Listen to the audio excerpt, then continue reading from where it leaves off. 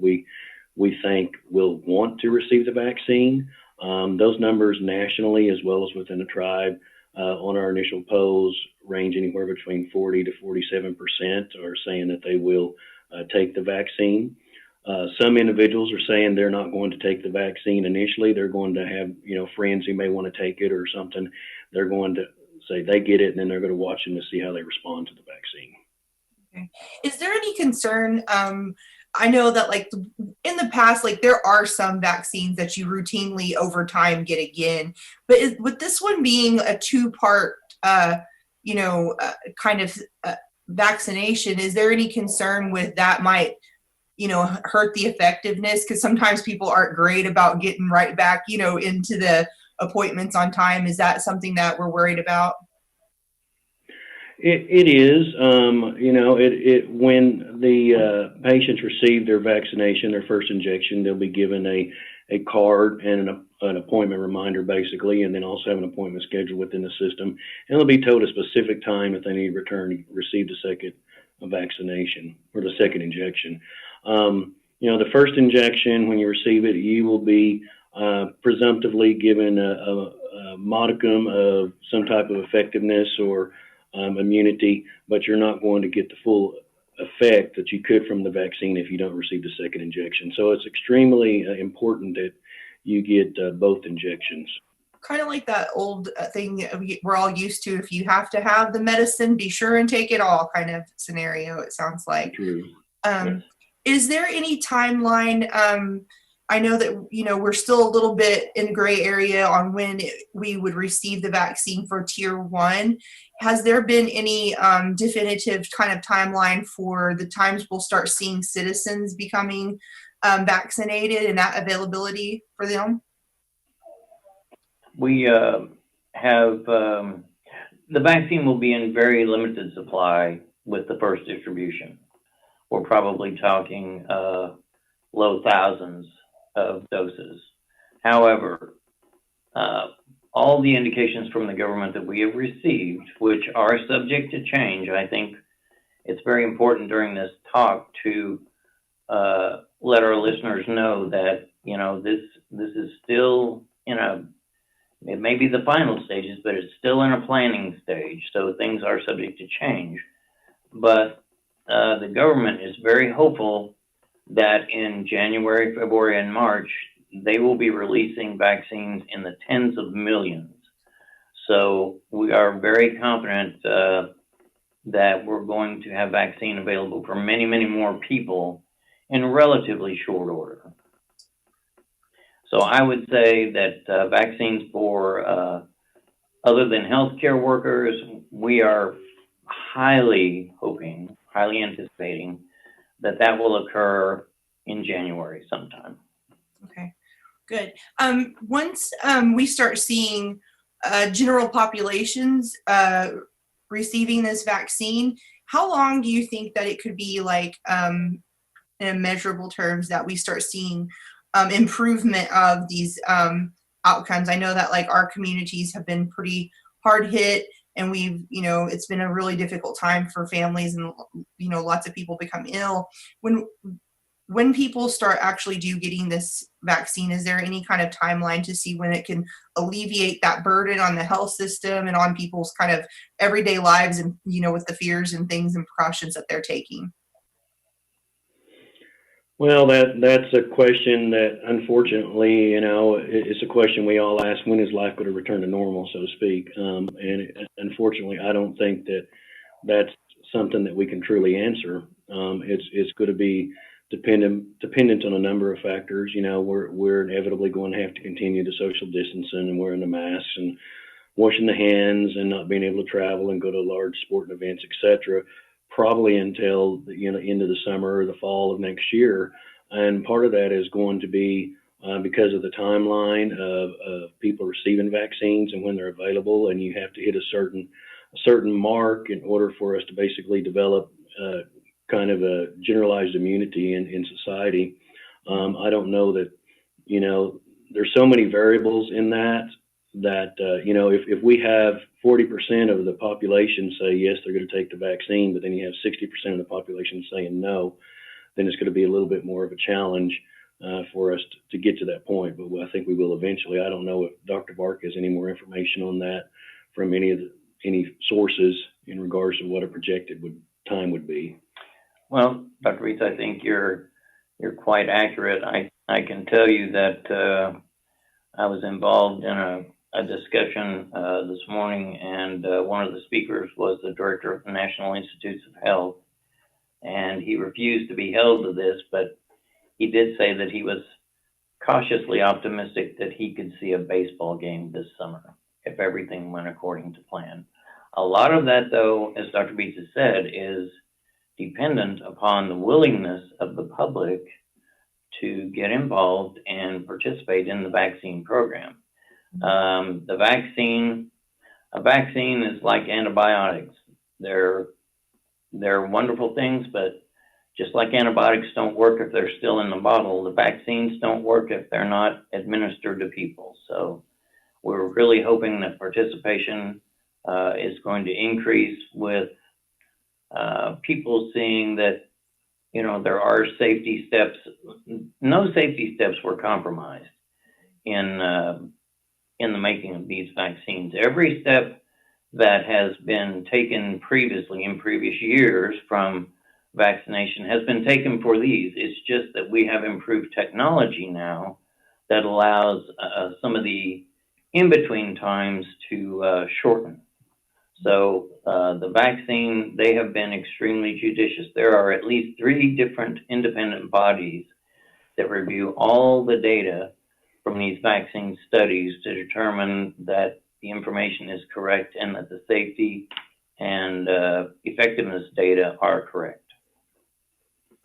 So, I know in the past, we've kind of heard, the need for it being urgent and everything. You're basically saying that every bit of testing and all the different trials that they go through, none of that has been compromised just because of the priority of need. It's still been a very intensive and well-documented process. Do you guys have any insights into what goes into that? I'm not even sure what that looks like in the labs. I'm not a scientist and definitely not a doctor, but I often hear something about the trials and different things like that. Can you kind of give us any info on that? Well, when you have there's 3 primary steps involved in the development of a vaccine, and it can vary depending also on the pharmaceutical company. They may put in additional steps, but basically you would get a group of individuals, and let's say you had 100 individuals or 200 individuals, and you would take 100 of those individuals and you would inject into their arm normal saline. Okay, so it's basically water.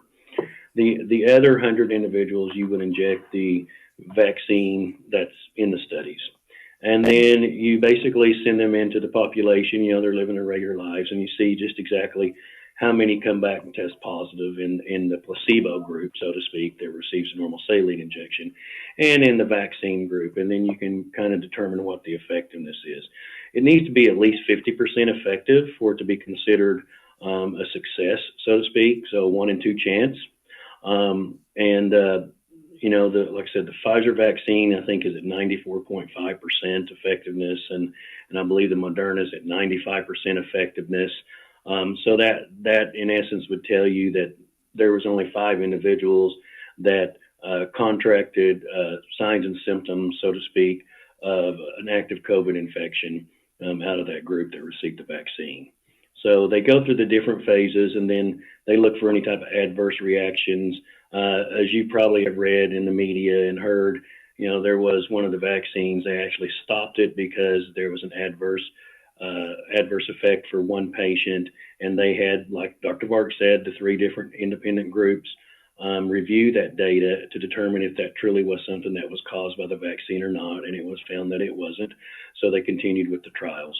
After they went through all these trials, then they have to be approved by various government bodies and, by the immunization panel, and then they have to make their decision if it's something that can be used. Awesome. I think that one of our viewers has got a question. I think that you might have answered this, but it probably is worth repeating. She's asking whether or not this vaccine has the live virus, and earlier you stated that it does not.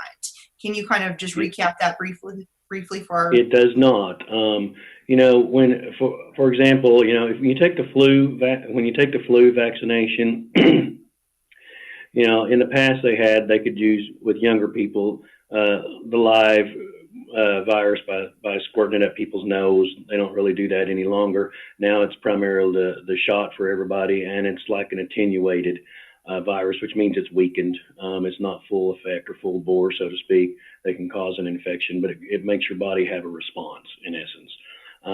This vaccine, the Pfizer vaccine, does not have live virus in it of COVID, dead virus of COVID, weakened virus. It has no COVID whatsoever in it. It is explicitly, basically instructions to inform your body, you need to start making this protein so you can start making antibodies in case you are exposed to COVID-19. So basically it's your body is developing a reaction to an infection that's not even happening. So it's ready to go in case COVID-19 should manage to get into your body. So kind of a trick infection, so to speak. Okay. Anybody else questions? I'm thinking that looks like we're kind of petering out. It is a Monday after all, and usually by the evenings is when people really start watching these kind of broadcasts. But just to kind of recap, you guys are preparing for distribution on first tier kind of vaccination. That's going to include medical staff. And then the next kind of phase of that is based on CDC guidelines. And can we just kind of have, was Dr. Mark, you kind of outlined that for us real quick, and maybe about the timeline when we start seeing general citizens vaccinated? Yes. The tier 1 vaccines go to the healthcare providers and to residents of long-term care facilities. Over 40% of the deaths that have been recorded due to COVID-19 in America, sadly, have been from residents of long-term care facilities. So they are at extremely high risk. After that, we start getting into, and there will also be what they call, I don't want to get too far off in the weeds here, but there's a tier 1A, which will also be, for example, law enforcement, first responders, individuals that are necessary to basically, keep society in a functioning state. They will also be a high priority. After that, we're talking about individuals that are over 65 and individuals that have medical conditions that put them at higher risk, such as diabetes, heart disease, lung disease, and kidney disease those are probably the 4 that we are concentrating on the most. There has been some evidence that folks that are significantly overweight may be at a little bit higher risk, and that is also considered a risk factor. So if you have any questions about that, please don't hesitate to contact any one of our clinics. We can certainly let you know, what your risk panel looks like and when you would be eligible for the vaccine. We are working night and day on this plan, and we're kind of doing it on the, I don't know what the term is, but on the supposition that things are going to go a certain way. And so we are doing everything that we can to ensure that we get this vaccine out to everybody just as quickly as possible. And just to add something to what Dr. Beats was talking about, when they do the trials in the vaccine, the third trial of these vaccines involves a minimum of 30,000 patients. So we're dealing with a very large number of people in that final trial. So they are truly getting a large section of the population in an attempt to see, the larger the section of population, the more likely you are to pick up an adverse event. So they do start out small, but they wind up getting very large in order to try to ensure safety of vaccines. Okay. Has there been any reports on the demographics of those testing groups? Do we know if any of it, if a portion of them are representative of Native American populations, and is that kind of too early to tell? My understanding from Pfizer is that they do have a reasonable cross-section of individuals of color that are represented in their studies. The two groups that really aren't represented right now are children and pregnant ladies. Obviously, those are groups that are a bit more. We have to be very careful about studying them. Obviously, unfortunately, children aren't just small versions of adults, and they can have some different reactions to vaccines. And obviously, with pregnant ladies, we're talking about an unborn child as well as the lady herself. So they're much more cautious, and they'll probably wait for more safety data to come in before they start. They've just started on the children, and they're working from the age 12 and up, I think, right now. So those studies are forthcoming, but those are usually the last groups that get tested in these types of trials. Okay, wonderful. Well, I think that that's all the questions we have. If you guys have anything to add that I've forgotten, you want to leave anybody with any bit of advice, I know for now, probably wear your mask and wash your hands and continue to keep your distance until early next year when they start distributing to the individuals who are first priority. Make your appointments and get your vaccines. Anything else, guys?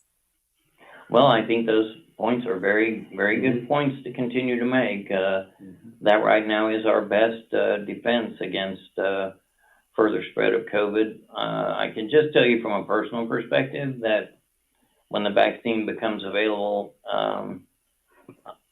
as far as I know, all of our administrative staff and all the doctors that I have talked to are confident in the safety of the vaccine, and they do plan to receive it. So, and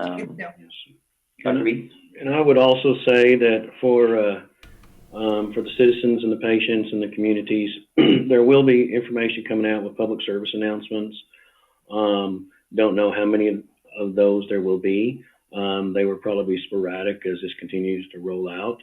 And we're also developing plans internally as far as how to contact citizens and patients in regards to scheduling for vaccinations when we know a little bit more about how, we'll receive this at this time, that at this time, because it literally changes hour to hour in our communications with Indian Health Service and the CDC.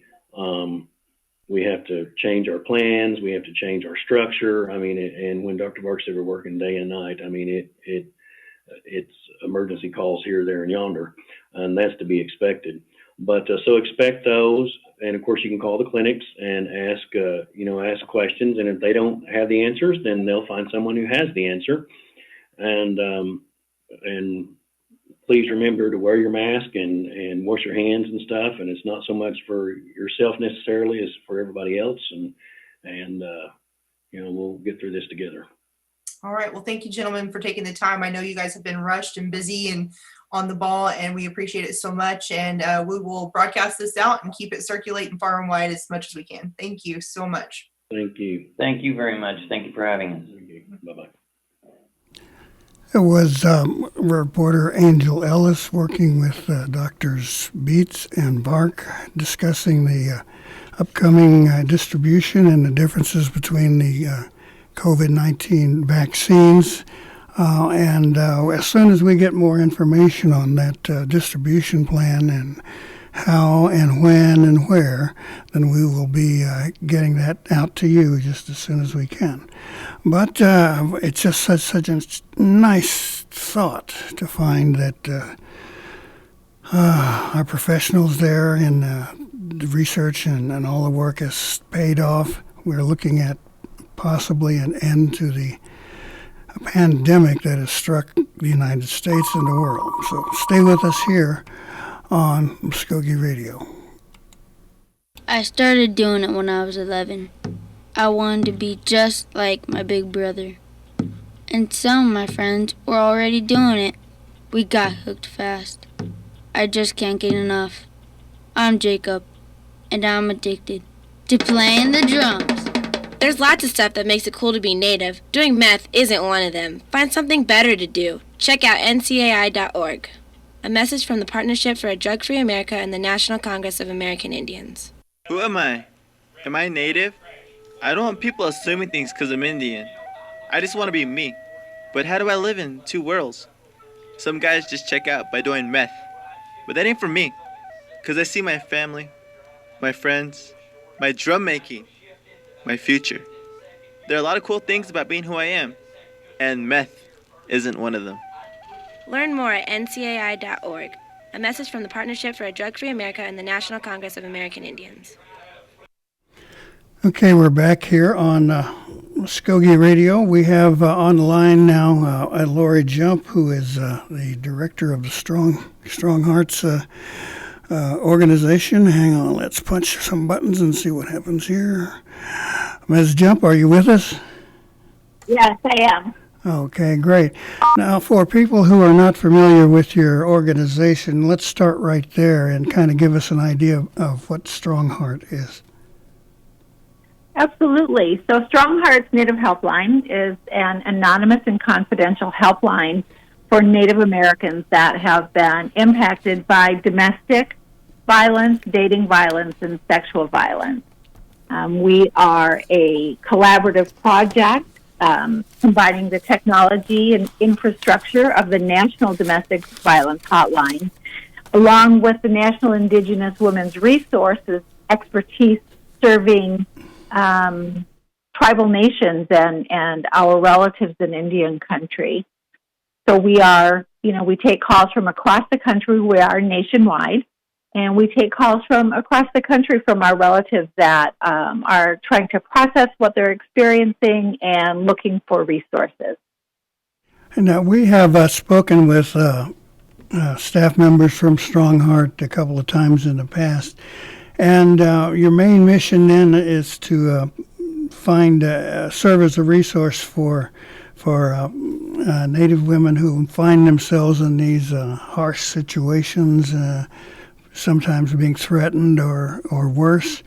Now, if we could ask you perhaps for a number or a feel, let's get a handle on the size of the problem facing us, if you've got some sort of perception there. Yeah, well, the rates of violence in Indian country really are, astronomical. And so we know that 4 in 5 Native Americans have experienced violence in their lifetime. And the numbers that I'm giving you are from a National Institute of Justice research program that they did, and these numbers were released in 2016. So more than 4 in 5 Native Americans have experienced violence. More than 1 in 2, so 56% of Native women have experienced physical violence by intimate partners. And, 2 in 5 women have been unable to find the services that they need to help them heal and recover from what they've experienced. We know that homicide is a leading cause of death for Native women. Our people are 2 times more likely to experience rape or sexual assault than other populations. And so, the crimes that we experience, and especially those related to intimate partner violence, the rates are very high. And our resources in Indian country across the country are not where we'd like them to be. So Strong Hearts really tries to fill in that gap where there may not be local resources to help people start the healing process. In order to kind of understand the situation, the numbers you gave us there were, kind of dismal and not very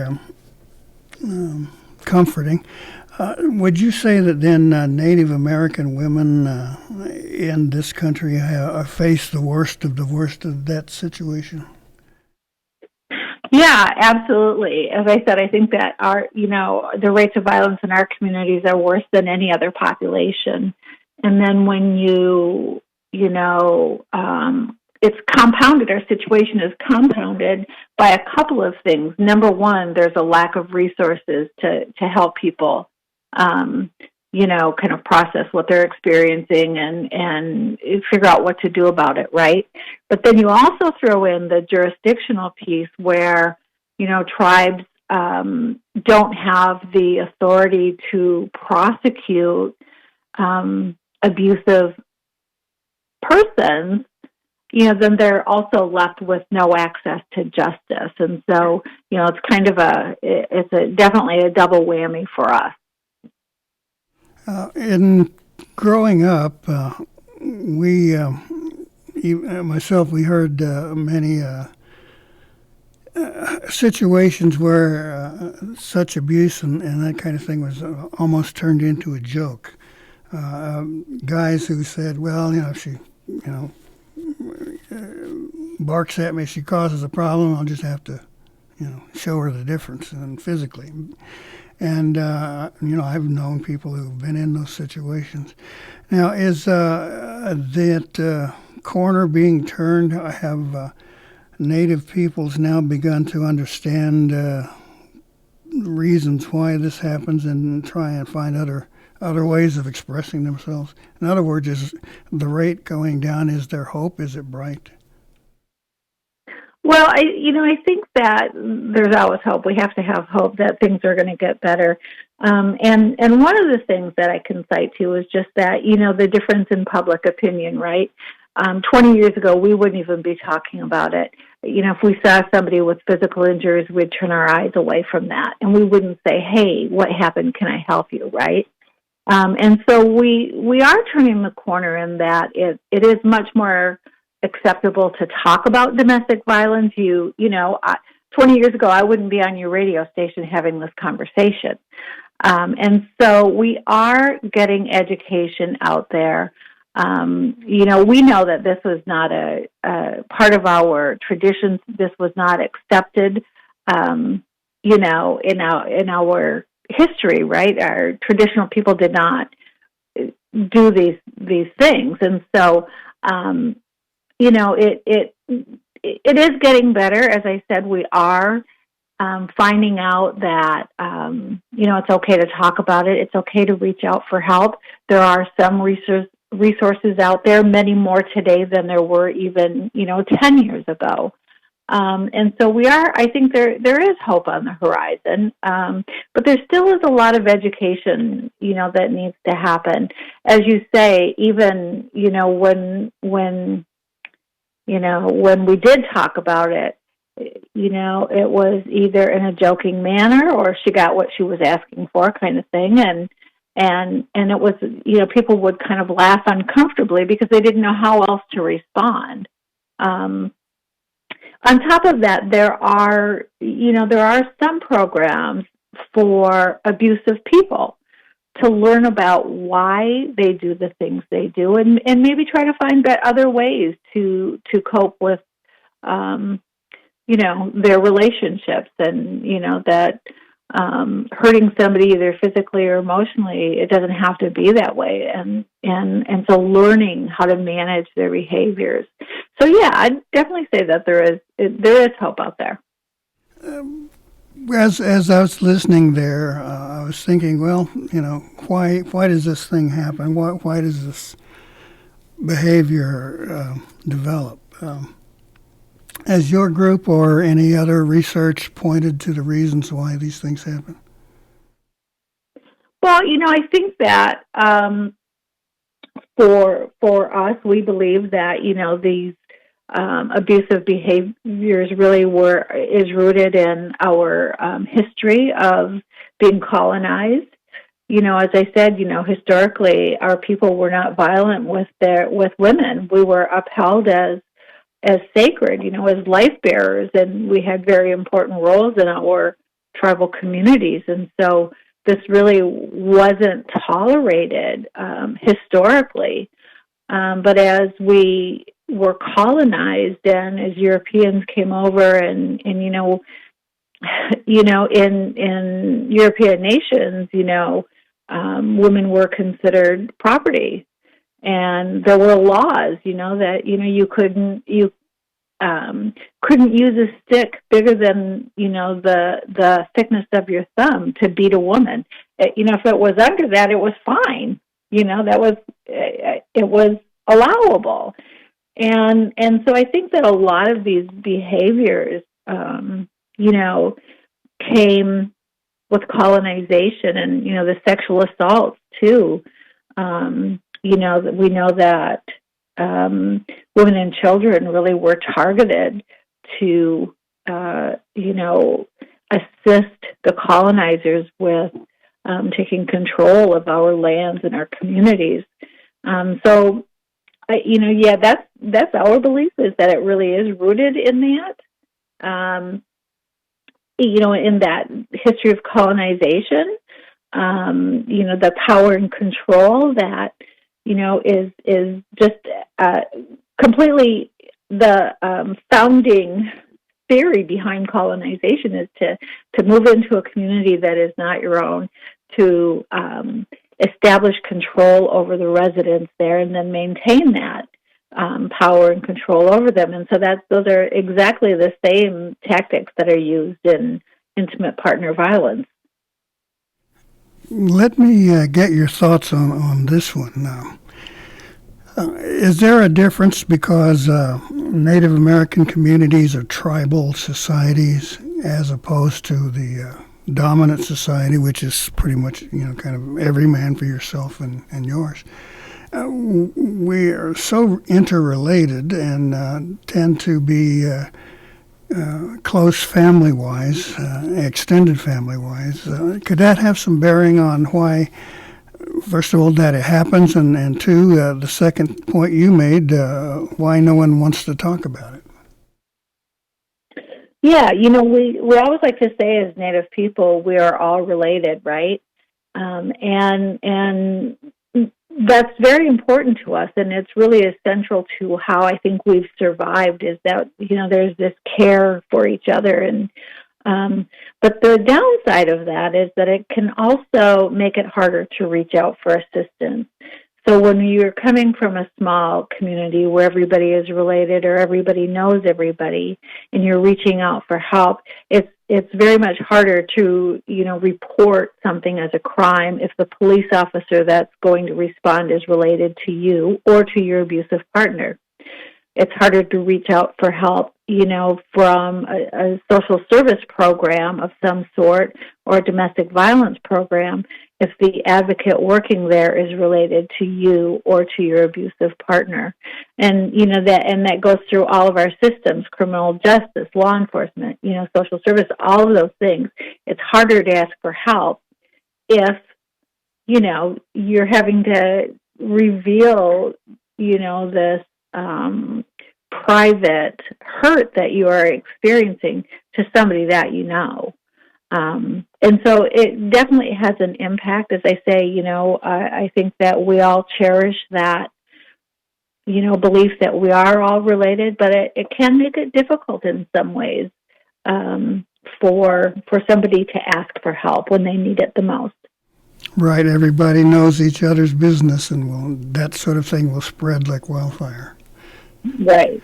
Now, let's shift a little bit. Now, I understand your organization has received a grant for tribal divisions. Is that correct? Did I have that right? Or could you explain what this recent award was? Yeah, we were very lucky to receive an award from the Office for Victims of Crime, so that's OVC. And we actually were lucky enough to receive two grant awards for grants that we wrote last year. And those two grants are going to really allow us to do some amazing enhancements to the work that we're already doing.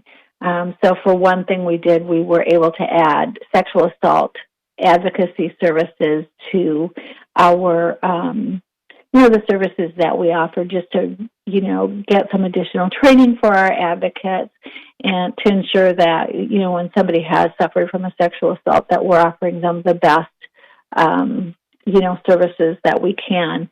We also were able to implement chat services. So, for somebody that may not have cell phone services but has internet, they can now go to our website and, by clicking on a button, they can, access an advocate in that way. The third enhancement that we're working on, kind of as we speak, is that as a pilot project, our hours have been somewhat limited in that we don't offer our hotline services 24 hours a day, 7 days a week.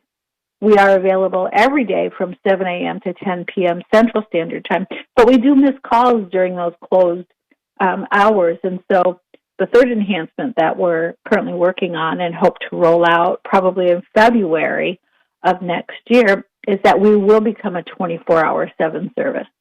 So, no matter where you are or what time it is, if somebody needs help, they're going to be able to talk to one of our advocates. That's such good news for people who could use this kind of support. Now, I think that fills a gap then, doesn't it? I would guess that the wee hours of the morning, it's always been kind of hard to find somebody and get some help. Yeah, that's a gap that we have really felt over the past couple of years since we've been in operation. Is we can tell when somebody has called, and we have not felt good about the number of calls that we've been missing because we're not 24 hours a day service. So we're really looking forward to that. To being able to be there to answer those calls no matter when it is. Let me take that question a step further, and if it's prying too far, then you're welcome to disregard it. But do you think there have been situations where people needing help were unsuccessful because of the shortage of the resource, but suffered consequences because they could not find someone? That's our fear, of course. What we did have in place, because we don't ever want somebody to call and not be able to speak to somebody, is during our off hours, we do have the option for our callers to, be connected to the National Domestic Violence Hotline, who is our project partner, simply by pressing a 1. So if it's in our off hours, they'll hear a message that while our services are not available, pressing 1, they can be connected to the National Domestic Violence Hotline. And so they have had that option. However, what we have found as well is that the number of people who really actually take advantage of that option is pretty low. I think when our people reach out, it's, talking to another Native person is important to them. And so we've found that, most of our callers who call during those hours do not use the option to transfer to the National Domestic Violence Hotline. They really do want to talk to a Native person. Right, someone who knows our societies and kind of the inside world of Native American people. Yes, exactly. Okay.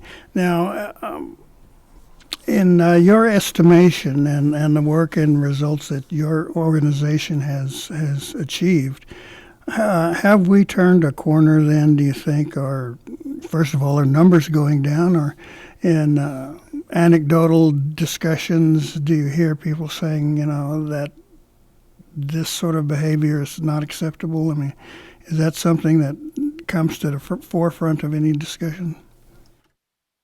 Yeah, I think that we really have turned the corner in terms of, the public understanding what domestic violence is, knowing that it's wrong, and sometimes speaking out against it. I think that we can always do better in that regard, right, is to kind of call out bad behavior but also, you we are increasing the services that are available. I think that we're still that's still an uphill battle for us. We still don't have all of the services we need. For instance, I can tell you that, of the 574 tribal nations in our country, there are less than 60 tribally operated shelter facilities.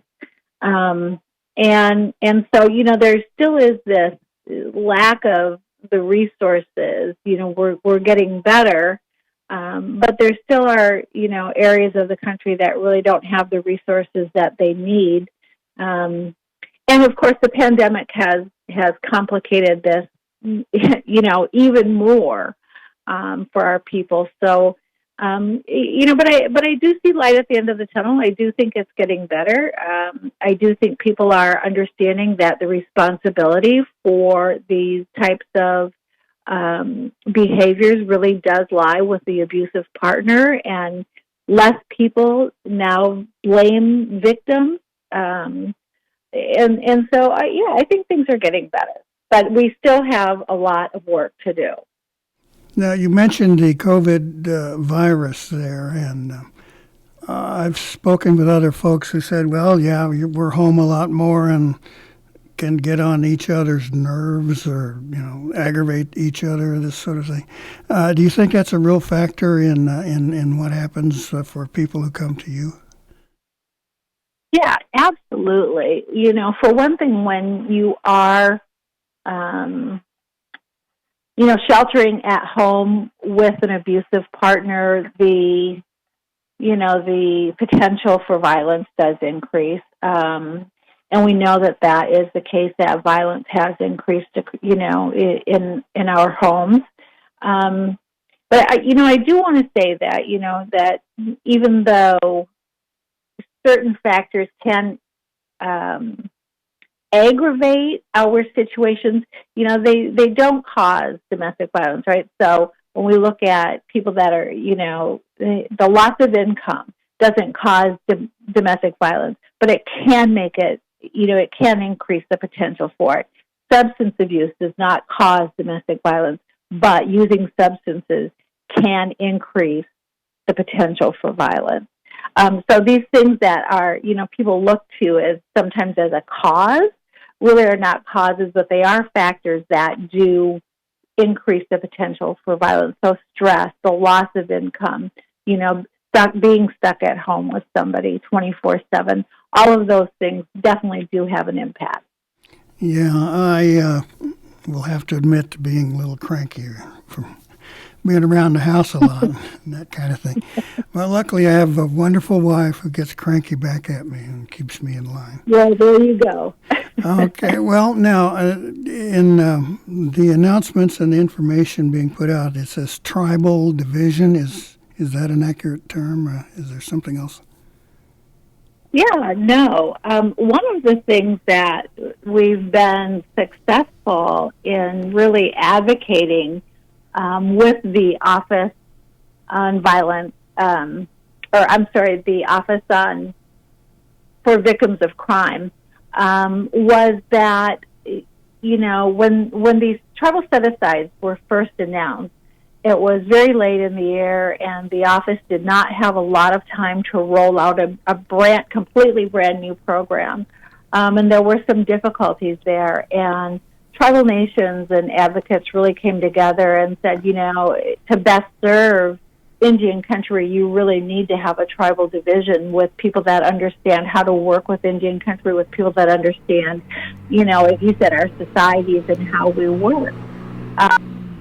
And it took a couple of years, but so they announced here not too long ago that, they are implementing a tribal division within the Office for Victims of Crime, and that's a huge win for Indian country. I think that, it will smooth out the process for getting awards out to tribal nations, as well as just decrease some of the, the red tape that we sometimes have to deal with when applying for or administering federal grant programs. So this will make it easier to do your business and keep on serving your clients without interruption. Yeah, certainly not just for us, but from across the country.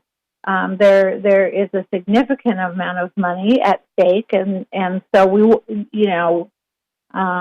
to make sure that that OVC is able to get those awards out, and we really felt that this was a way that could help not only us but them as well do their jobs in a meaningful way. And so we were very happy to see their announcement that they are going to establish that tribal division. In the last couple of minutes we have here, can you point to something that the average Native person will see as a result, as a success, perhaps? I guess what's in it for them? What do they see? What should they expect? Well, I think what's in it for our relatives is an increase in services and access to services that are meaningful to their community.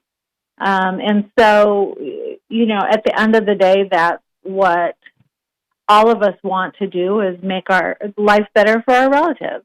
Whether it's Strong Hearts Native Helpline or a tribal program, that's operating in a tribal community.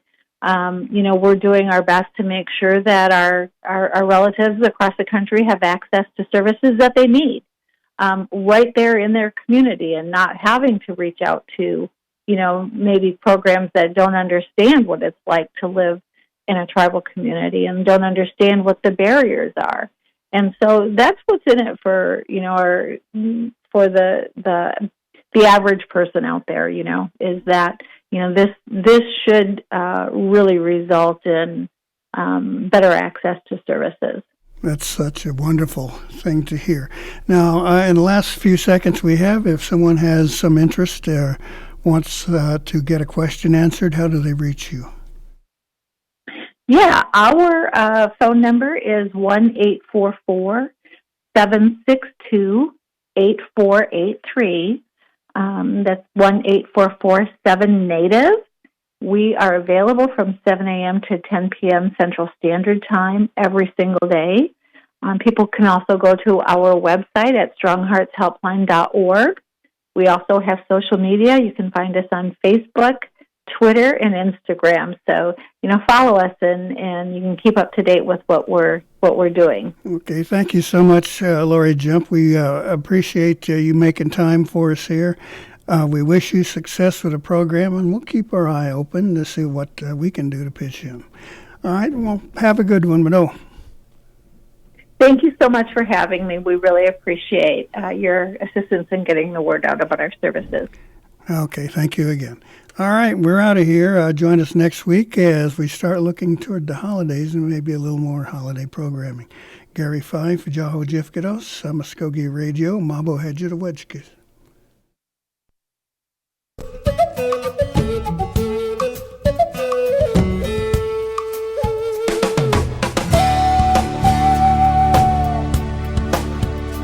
You've been listening to Mvskoke Radio. Join us again next week for more local, tribal, and community news and updates. Mado.